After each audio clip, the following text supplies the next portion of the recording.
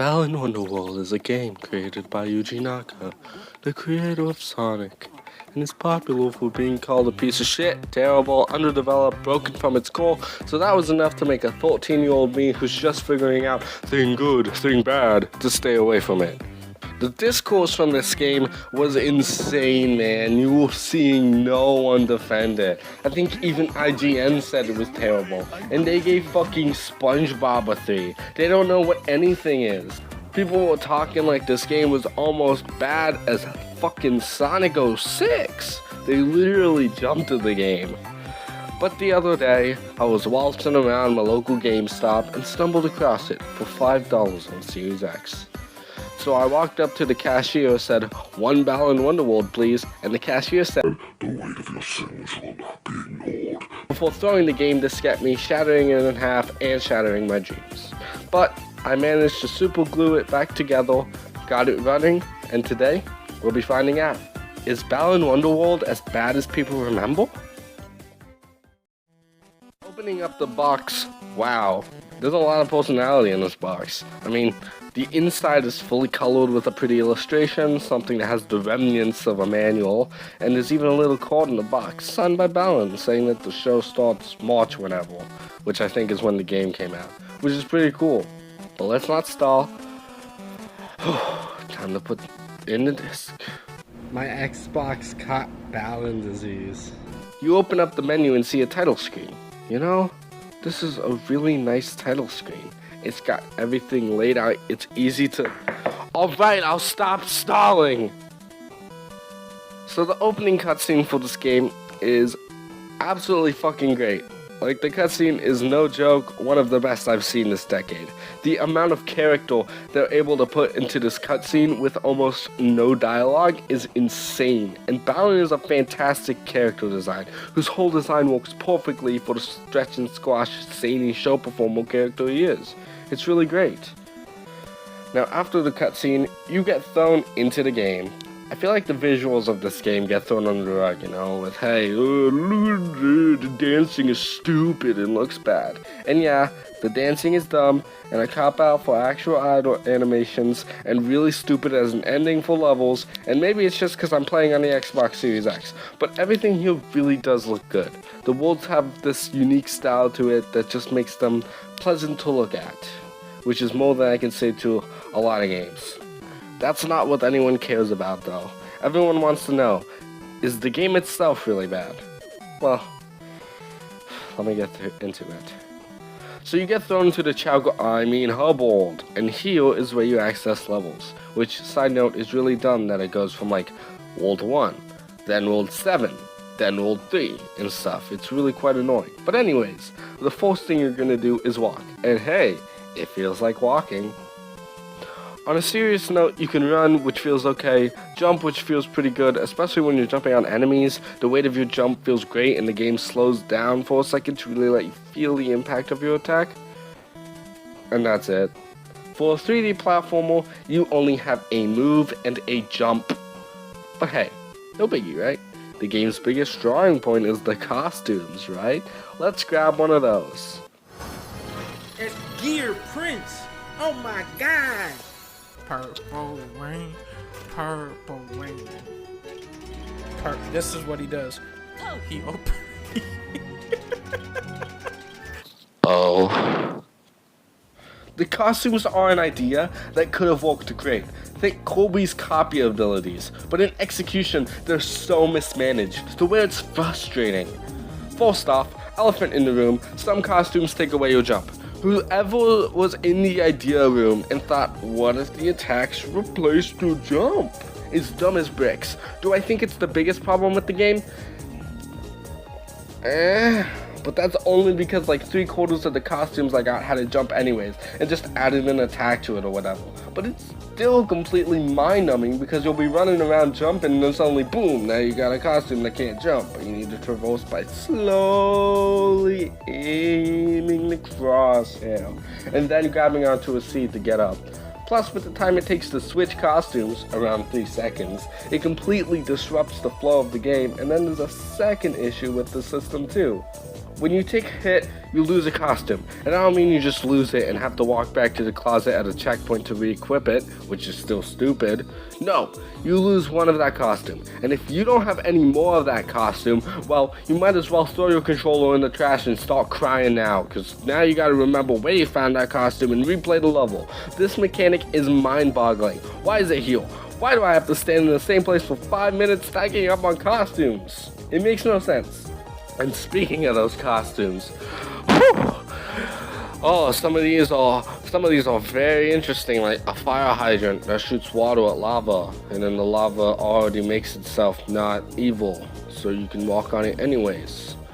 Or a character that lets you just walk on lava. Or the box fox, let's go! And the outfit idea could have worked too, if it asked you to pick what outfit you wanted to swap out with a new one, instead of just removing the costume in the third slot. And if you didn't lose them upon a hit, you just took 1 damage, you know? Like Mario 64. Or if you started the level with 3 set outfits, then when you beat a level, you could go back with any 3 outfits you got from beating past levels with a regular 3 heart system instead of losing a costume for it. Because it's not like choosing what costumes you go in with for the first try matters anyway. You have no idea what costumes will allow you to get secret statues. Actually, speaking of the statues, these are the biggest. We have 4 hours of content. Quick, add filler, add filler! Items I've ever seen in a game. You have to collect a specific amount before you can unlock the next few worlds, which usually requires you to redo levels to get statues you'll forget. How is a platformer fun if I have to spend half the game replaying a level I beat 10 times? And to add to this frustration, some of the only ways to get statues is with mini-games. The mini-games range from shitty sports games to pressing a button. Very slowly. 4 times. For 2 minutes. Yep! Now this sounds terrible in concept, but they made it even worse in execution, don't you worry, it's Balan Wonderworld. Not only are these some of the most boring, time-wasting, filler mini-games I've played in a platformer, and I've played Wrath of Cortex, you have to do each one perfectly. Yes, I am not joking. In order to get the statue you need, you have to do each one perfectly, and you can only redo one by, say it with me, replaying the level. Which means you'll mess up the minigame, leave, go back into the level, find where you found the minigame, and rinse and repeat until you finally get a hole-in-one on golf. Well, let's just try to muster up some positives. Now this might be the only thing that saves the game, and a lot of people might get angry at me for this, but I think the platforming is okay. And are the levels designed like a 7-year-old on crack? Yes, but it's more like the good crack as opposed to the crack behind the gas station, you know? The levels are competent enough to where I didn't hate my time playing them, and sometimes there would be a small section in the level where I would chuckle and say, that's kinda neat. Like waiting for a whale to come by so you could jump on it to get to the end of the level. For this review, I played about half of the worlds, so it might get downright terrible near the end. But for what I played, the levels ranged from slightly annoying to decent, and the costume gimmicks once in a while felt actually pretty cool, like getting a costume that floats for you so that you get a statue in level 1. That actually showed me that there was an idea here. A very flawed one, which thought it was funny to put in a box that kills you randomly by turning into a box, or a hothead, but it was an idea nonetheless. But another complaint that I have is that every fucking level theme is boring! It's not even trying to be original. It's literally Grass World, Water World, Ice Air, Rice World, Air World, Forest World. They are so forgettable that while writing this, I can't remember what either level 2 or 3 was. It's not really that important, but you have this amazing idea with Balan. Why not make a Theater World, or a Dark World? Again, I may be wrong, I'll put it up right now if I was wrong, but that doesn't change the fact that the first 6 worlds are forgettable, you know? Half the game? Before anyone asks, no, I didn't even bother with the fucking Chow Garden stuff. Well, another thing about this game, which is okay, are the bosses, but like, that's it. And they're not even good, they're just okay. Like, I came in here expecting to say, well, the game wasn't that bad, it was just a lot of hype train. But it was! I haven't even gotten to the story yet, which sucks. You have to buy a fucking book to read it. I hate books!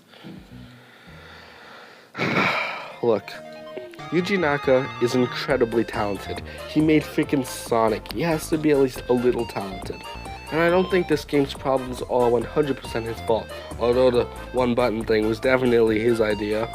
Square Enix fucked this game up so much that they used a YouTuber's music without permission instead of the actual music. And one of the co-devs, Arzest, kept trying to submit the game without fixing bug issues. Side note, this guy is leading development on Sonic Superstars. Plus, I just don't think this Square Enix is the company you ask to make platformers. It's like asking Naughty Dog to make you an RPG, or asking Neversoft to make you a beat 'em up. It's not really something Square Enix is good at. When you hear the name Square Enix, you think of Final Fantasy, Dragon Quest, RPGs. Well, this video is a mess, but this game is also a mess, and a big shit stain on Yuji Naka's career. And sadly, probably the last seeing is how Square Enix is definitely not letting him make another platformer. As for the game, I think the hate was justified. There's no hidden gem, it's just a forgotten toad. Go watch Video Game Donkey's video on it. I haven't laughed that hard in a while, and if you need a score from me, this game gets a 2 out of 10, balance. Thanks for watching, subscribe, and I'll see you all later. Peace.